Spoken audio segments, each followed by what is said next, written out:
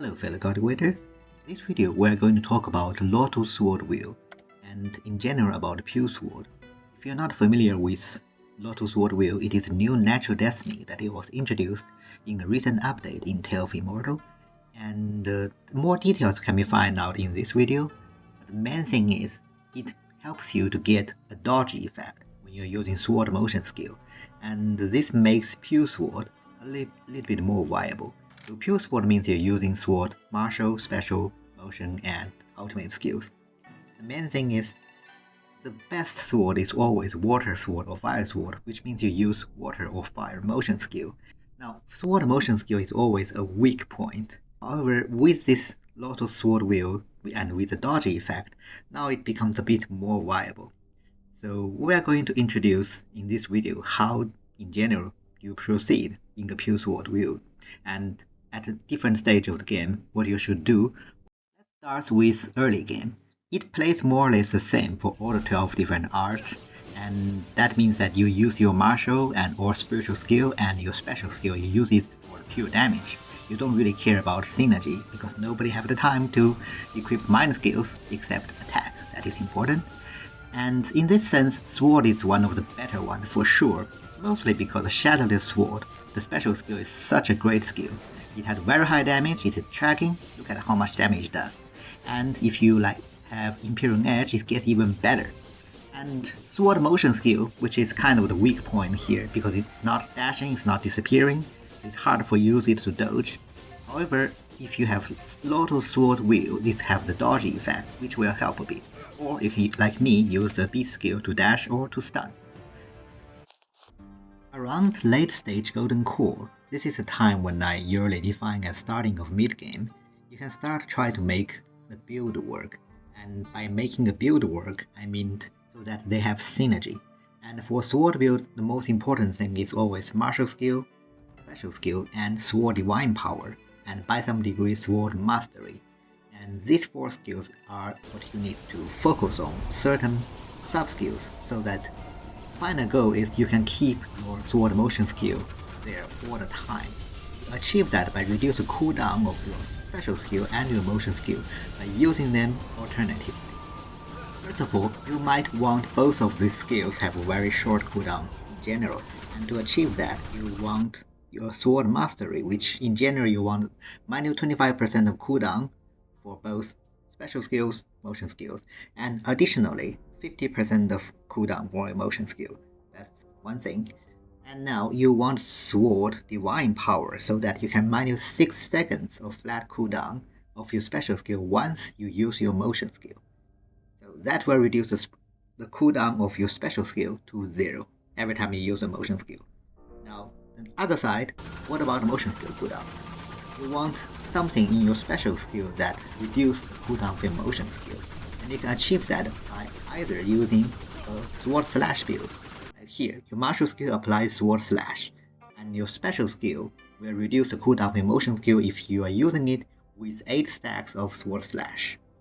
Or if you are using a bleed build, that means your martial skill applies bleed, and your special skill will detonate the bleed on the enemy, and each stack of detonation will reduce the cooldown of your motion skill.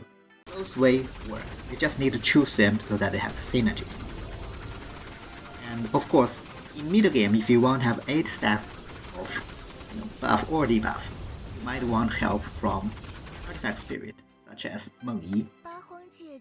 And because one of her skills, passive skills, you just need to equip it, you don't need to summon an artifact, then will increase the stacks, maximum stacks of your buff or debuff. And of course, in your martial skill itself and in your sword secret menu, there can be sub-skills increase the stacks. So that's how you make middle game work. Just look at this Leviathan battle and just try to see that how I can manage to keep my motion skill all the time so that I almost always have the doji effect. Now then, that's how I achieved almost taken 0 damage in this battle. One thing you might want to add in middle game, that is you do not want in late game, is duration of your motion skill in your sword divine power. And this is because in middle game you anyways can't alternate to use special skill and motion skill that much because you do not have that much MP right? So you want your sword motion skill to last a bit longer, and also this will give you, sword shadow, so you can use your ultimate faster as well.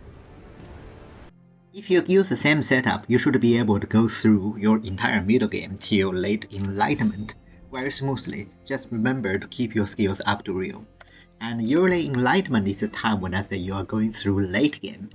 And this is because you can actually try to optimize all your skills very nicely, very optimizedly, very min-max around enlightenment, because you have all the enigmatic stones available. Now, for example, you can get a great mastery and a great divine power like this. You can have all the 25% cooldown reductions and 50% cooldown reduction in your same sword mastery, and you can get the special skill directly -6-second cooldown and -80% damage reduction, all these great sub skills in your sword divine power. So, and you might notice that I get rid of this duration of motion skill in my divine power, and this is because I do not want my motion skill to last too long. And now this is actually the key point why water sword and fire sword are better than pure sword. This is because sword motion skill cannot be cancelled. And this is because you use your motion skill and special skill alternatively, because each of them will reduce the cooldown of the other. So if you cannot cancel your sword motion skill, which means you have to special skills cooldown is fixed to this 4 seconds of duration time of your sword motion skill. So this makes your DPS much lower. In fact, in this battle of Abomination, I have to use Ghoul Field, but that just shows that it takes me a long time to actually keep his HP till half. So you really lack of damage around this point, and this is why we need to switch to a special skill, that is Broken Star Sword, or if you have Empyrean Edge. In fact, I would say the original Broken Star Sword is actually better than Empyrean Edge in this case, simply because Empyrean Edge is too fancy for the build that we are going to switch to. That is a 0 cooldown special skill build. Yes, Broken Star Sword or Empyrean Edge have this sub-skill that if there's only one enemy on the ground, it cooldown will -4 seconds additionally, because this 4 seconds was after everything. So that means that you can actually reach 0 cooldown if you fulfill certain criteria. And one of the criteria is quite difficult. That's why in this build video, I get rid of that one. I choose a different alternative way. But if you want know more details, check out the 0 cooldown special skill video in general. And yeah, I forgot to mention that everything of this video should also be available in my general sword build guide, which explains everything in good detail, including water sword, fire sword, how do they work. To reach 0 cooldown RMB, you would definitely need a perfectly comprehended RMB skill like this, and you would also need a perfectly comprehended mastery mind skill.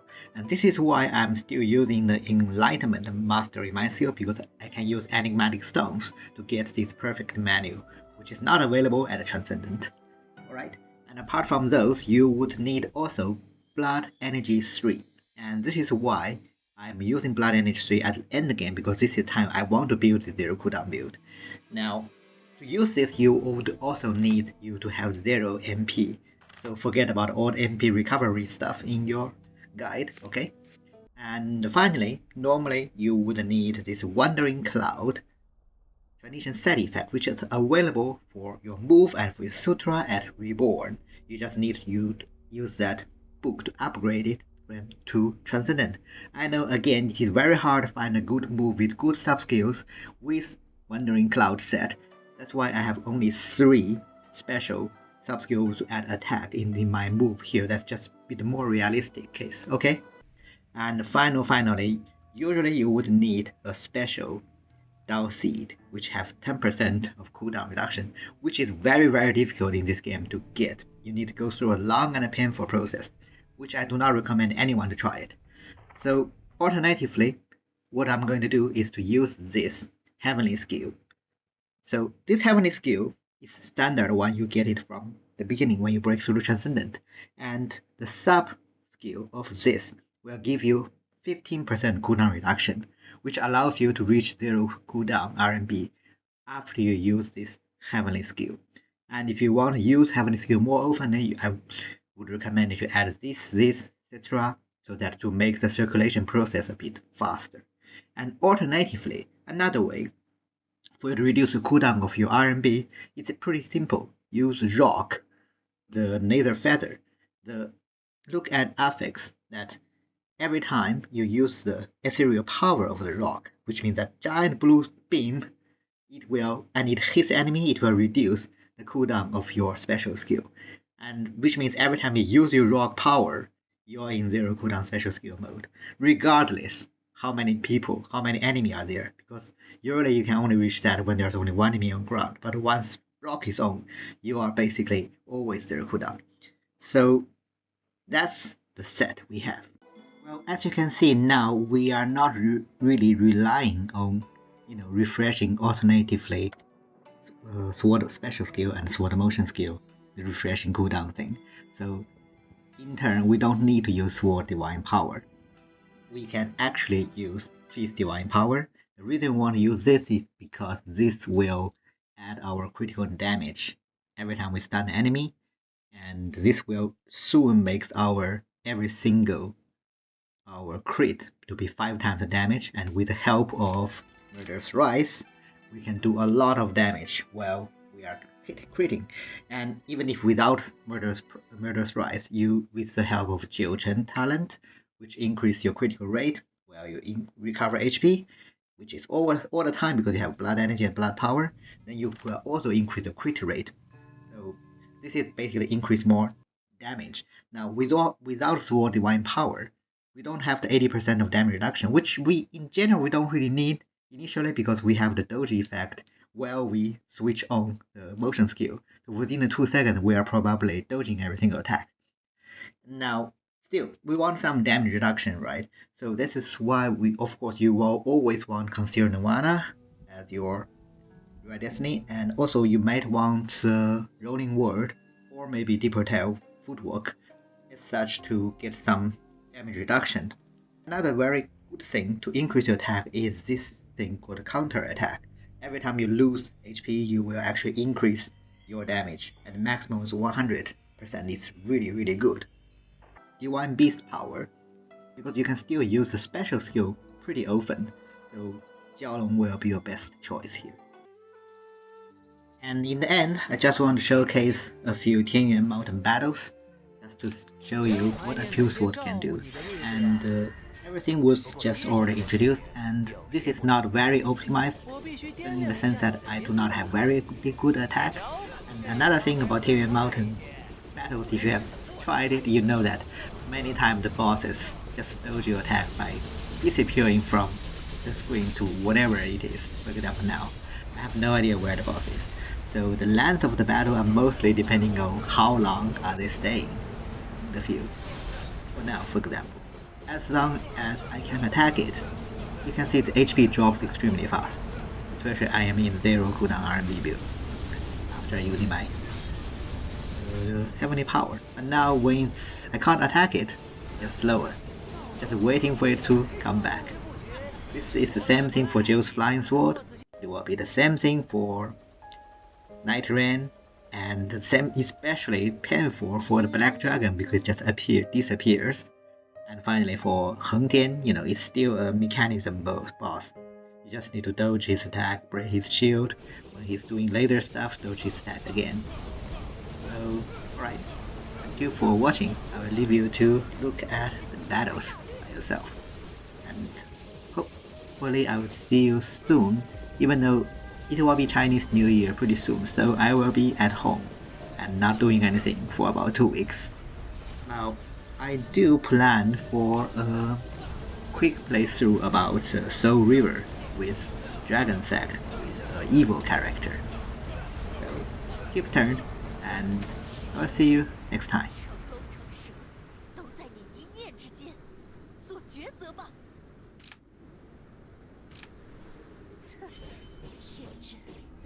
张三为一己私心，以天下性命、八荒安危为先，你如何就想不到？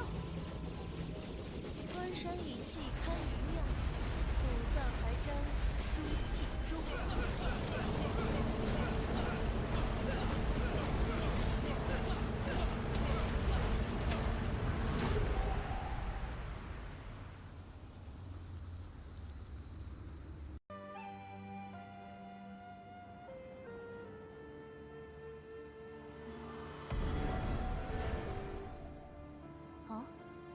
是你。我一旦出手，将竭尽全力。我不会让你是昔日安人或者不凡，也请你暂时忘了我就是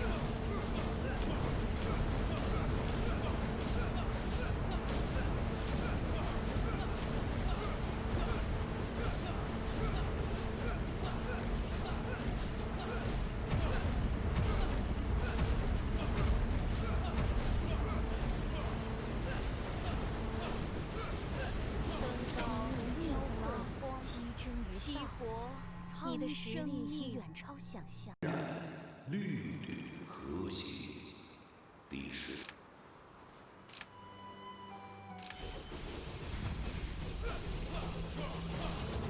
你这样的入侵者，本座不知敬畏，今日本座定要你受五雷轰顶之刑。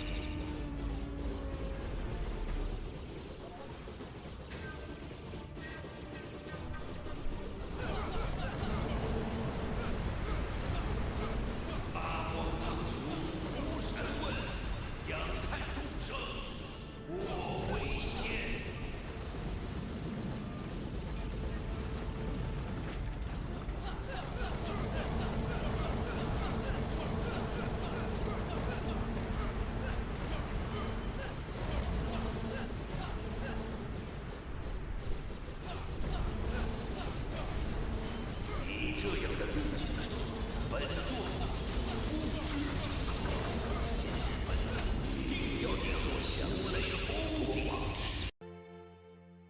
哦，来者何？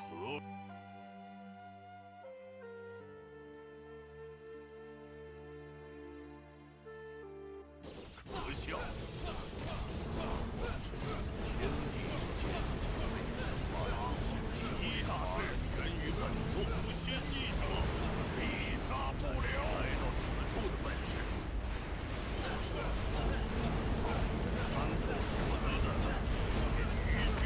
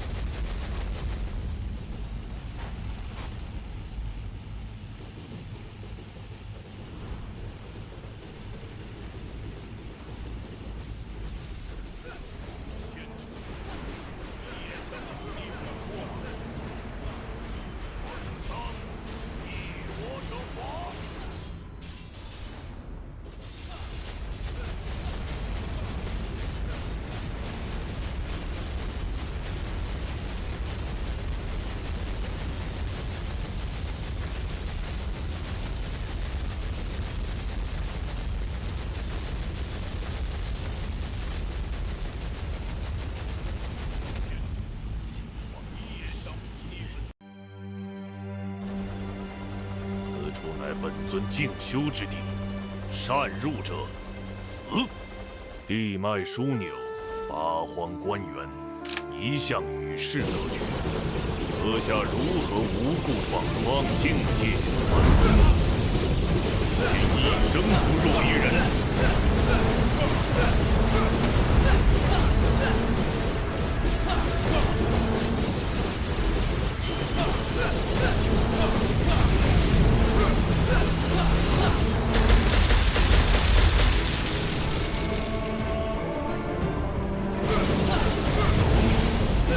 你所修炼的功法，皆为我所创，为你们战胜我不成？